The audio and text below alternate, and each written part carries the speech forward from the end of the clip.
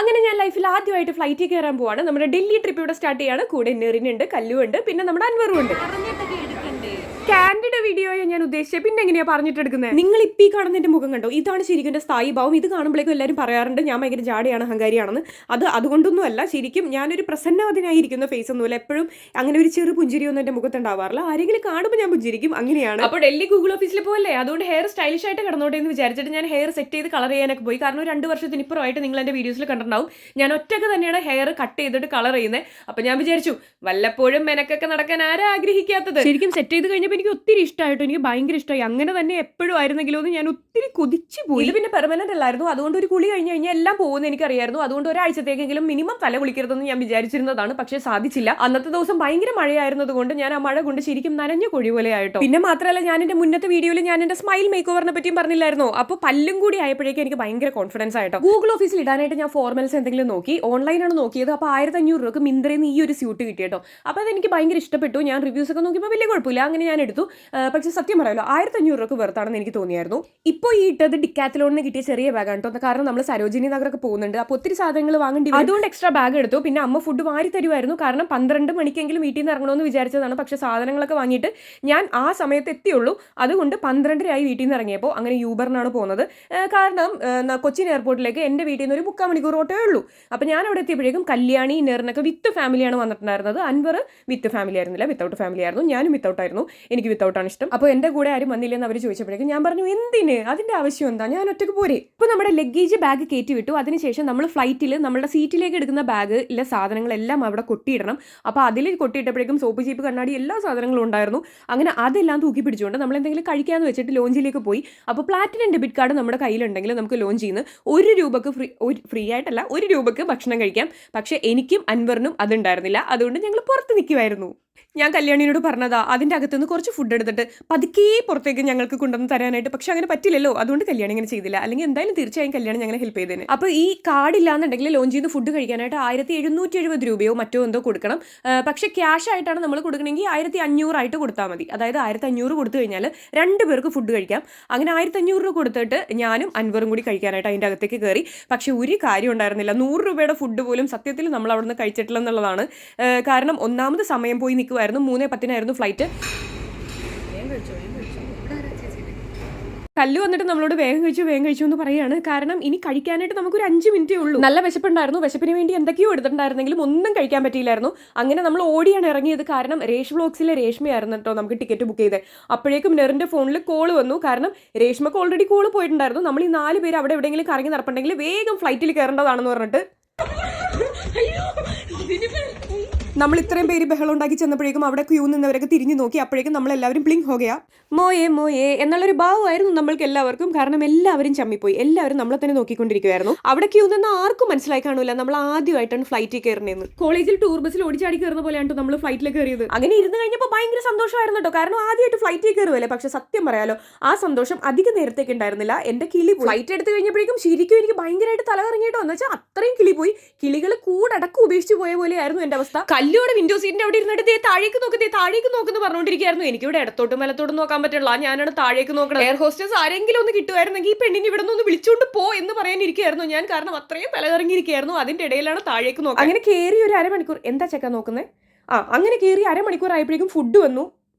Food തുറക്കാനായിട്ട് ഫുഡിലേക്ക് നോക്കാൻ പറ്റണ്ടേ. ഹാനകൃഷ്ണ ചെയ്യുന്ന പോലെ വാട്ടയേറ്റിന് ഫ്ലൈറ്റ് എടുക്കണമെന്നുണ്ടായിരുന്നു. പക്ഷെ അതിന് പോലും പറ്റുന്നുണ്ടായിരുന്നില്ല. കല്ലു അതിൻ്റെ ഇടയ്ക്ക് എന്തൊക്കെയോ പിറുവിറുത്തുകൊണ്ടിരിക്കുവായിരുന്നു. എന്റെ ചെവി അടഞ്ഞിട്ട് ഒരു സാധനം എനിക്ക് കേൾക്കുന്നുണ്ടായിരുന്നില്ല. പക്ഷെ ഞാൻ ആ ഭാവമൊന്നും കാണിക്കാൻ പോയില്ല കേട്ടോ. എല്ലാം മനസ്സിലായ പോലെ തല ഉലുക്കി കൊടുത്തു. അങ്ങനെങ്കിലും മിണ്ടാണ്ടിരുന്നോട്ടെ എന്ന് വിചാരിച്ചു. ചിക്കൻ കുക്കുംബർ സാൻഡ്വിച്ചാണ് കിട്ടിയത്. അടുത്തിരുന്ന ചേട്ടൻ ഉറങ്ങണം കണ്ടിട്ട് കൊതിയാവുമായിരുന്നു. കാരണം പുള്ളി നന്നായിട്ട് കിടന്നുറങ്ങുന്നു. എനിക്കാണെങ്കിൽ ഉറക്കവും മര്യാദക്ക് വരുന്നില്ല. എന്നാലും ചെറുതായിട്ടൊന്ന് ഉറങ്ങിക്കഴിഞ്ഞതിന് ശേഷമാണ് ഞാനത് ചിക്കൻ സാൻഡ്വിച്ച് കഴിക്കാൻ തുടങ്ങിയത്. സത്യം പറയാലോ, ഒരു വികാരവും ഇല്ലായിരുന്നു. ഞാൻ എന്തൊക്കെയോ പ്രതീക്ഷിച്ചിരുന്നു. അഹാനകൃഷ്ണ പറയുന്ന പോലെയൊക്കെ പറയാം എന്നൊക്കെ വിചാരിച്ചിരുന്നു. പക്ഷെ സത്യം പറഞ്ഞാൽ ഒരു വികാരവും ഇല്ല. എന്നുവെച്ചാൽ നമുക്കൊരു ടേസ്റ്റും അറിയുന്നില്ല.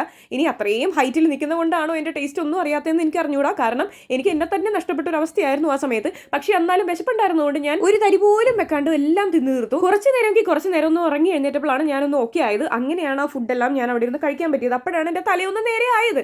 അതിനുശേഷം അങ്ങോട്ട് ഇടത്തേക്ക് നോക്കിയപ്പോഴേക്കും നെറിനും സൈദും കൂടി അവിടെ ഇരിപ്പുണ്ടായിരുന്നു. അപ്പം ഓക്കെ ആയിട്ട് ഇരിപ്പുണ്ടായി. കാരണം നെറിൻ കയറിയ സമയത്ത് നെറിൻ കിളി പോയിരിക്കുന്നത് ഞാൻ കണ്ടായിരുന്നു. പക്ഷേ കുറച്ച് നേരം കഴിഞ്ഞപ്പോഴേക്കും അവൾ ഓക്കെ ആയി. അങ്ങനെ നമ്മളൊന്ന് ഇത്തിരി ഒന്ന് തല നേരെ നിൽക്കാം എന്നുള്ളൊരു അവസ്ഥയായപ്പോഴാണ് പുറത്തെ കാഴ്ചകൾ കാണാനായിട്ടൊക്കെ ഞാനൊന്ന് എത്തി വലിഞ്ഞൊക്കെ നോക്കിയത്. അപ്പോൾ അത് ആ മേഘങ്ങൾക്കിടയിലൂടെ നമ്മളിങ്ങനെ പോയിക്കൊണ്ടിരിക്കുകയാണ്. ഈ ഒരു കാഴ്ച കാണാനായിട്ട് ഒത്തിരി ആഗ്രഹിച്ചിട്ടുണ്ട്. പക്ഷേ ഇങ്ങനെ കാണാൻ പറ്റുമെന്ന് സത്യം പറഞ്ഞാൽ ഞാൻ വിചാരിച്ചിരുന്നില്ല. അങ്ങനെ കണ്ടപ്പോഴേക്കും ഒത്തിരി സന്തോഷമായിട്ടോ. കുറേ നേരം ഞാനതങ്ങനെ നോക്കി നിന്നു. അങ്ങനെ കുറേ നേരം വലത്തേക്ക് നോക്കി ഇടത്തേക്ക് നോക്കിയപ്പോഴേക്കും നന്നായിട്ട് തല കറങ്ങി. അങ്ങനെ ഞാൻ കല്യാണിയുടെ കൈ മുറുക്കെ പിടിച്ചുകൊണ്ടിരിക്കുമായിരുന്നു. ഒരു കാര്യം ഉണ്ടായിരുന്നില്ല നോക്കണം. പിന്നെ ഞാൻ കുടിക്കാൻ വാങ്ങിയത് കൊക്കക്കോളയായിരുന്നു. അങ്ങനെ കൊക്കക്കോളയൊക്കെ കുടിച്ചിരുന്നപ്പോഴാണ് ഞാൻ നോക്കിയായത്. അങ്ങനെ ആശിച്ച് മോഹിച്ച് ഫ്ലൈറ്റിൽ കയറിയത് എങ്ങനെയെങ്കിലും ആ ട്രിപ്പ് ഒന്ന് പെട്ടെന്ന് തീർന്നാൽ മതി എന്നുള്ള പ്രാർത്ഥനയിലായിരുന്നു ഞാൻ. അങ്ങനെ എനിക്ക് ഭയങ്കര ചെവിവേദന വന്നു കേട്ടോ. ചെവിവേദന വന്നപ്പോൾ ഞാനിങ്ങനെ ചൂയിങ്ങ ചവച്ചിരിക്കുന്ന പോലെയൊക്കെ ചെയ്തായിരുന്നു, ഉമിനീരിറക്കിയായിരുന്നു. പക്ഷെ ഒരു കാര്യം ഉണ്ടായിരുന്നില്ല. എനിക്ക് ഭയങ്കര ചെവിവേദനയായിരുന്നു. എനിക്ക് കരയാനൊക്കെ തോന്നി. എൻ്റെ കണ്ണൊക്കെ നിറഞ്ഞു ചെവിവേദന അത്രയും എടുത്തിട്ട്. പക്ഷെ എങ്ങനെയൊക്കെയോ നമ്മൾ ലാൻഡ് ചെയ്തു.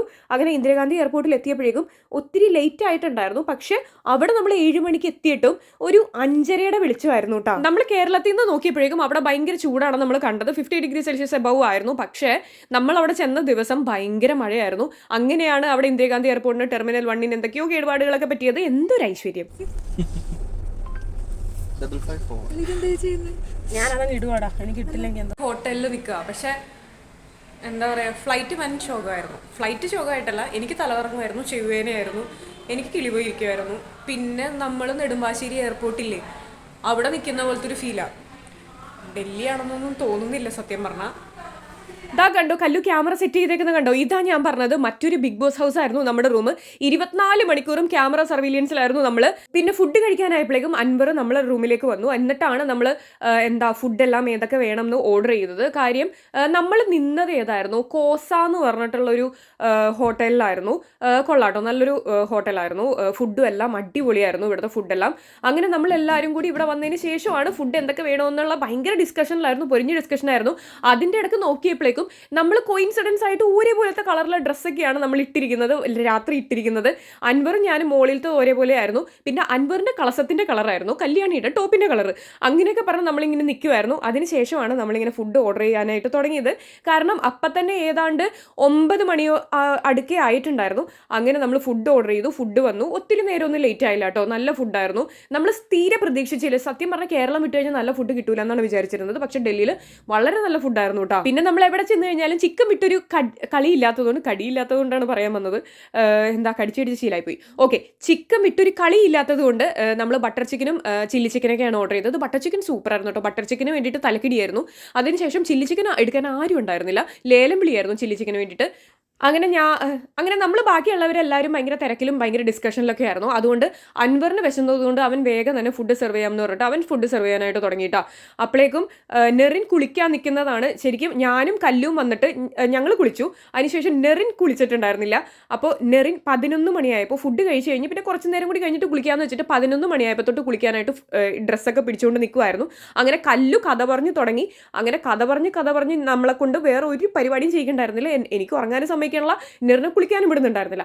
അങ്ങനെ എല്ലാ കഥകളും നമ്മൾ കേട്ട് 1:30 ആയിട്ടോ നെറിൻ കുളിക്കാൻ കയറിയപ്പോഴേക്കും. അങ്ങനെ കുളിയെല്ലാം കഴിഞ്ഞിട്ട് നമ്മൾ സെറ്റായി കിടന്നു. എന്നിട്ടും കല്ലുവിൻ്റെ കഥകൾ തീരുന്നുണ്ടായിരുന്നില്ല. പിന്നെ വർത്താനം പറഞ്ഞുകൊണ്ടിരിക്കുമായിരുന്നു. ഞാൻ വിചാരിച്ചു വല്ല സെല്ലോ ടൈപ്പോ വേറെ എന്തെങ്കിലും സെല്ലോ ടൈപ്പ് പോട്ടെ, ഒരു ഇൻസുലേഷൻ ടൈപ്പോ സ്റ്റാപ്ലറോ കിട്ടിയിരുന്നെങ്കിൽ വരെ വായടച്ച് വെക്കാമായിരുന്നു. ഞാനൊന്ന് പ്രാർത്ഥിച്ച് കൊതിച്ചു പോയി. കാരണം അത്ര വർത്താനമായിരുന്നു. കല്യാണം ഉറക്കിയില്ലെന്നേ പറയുള്ളൂ.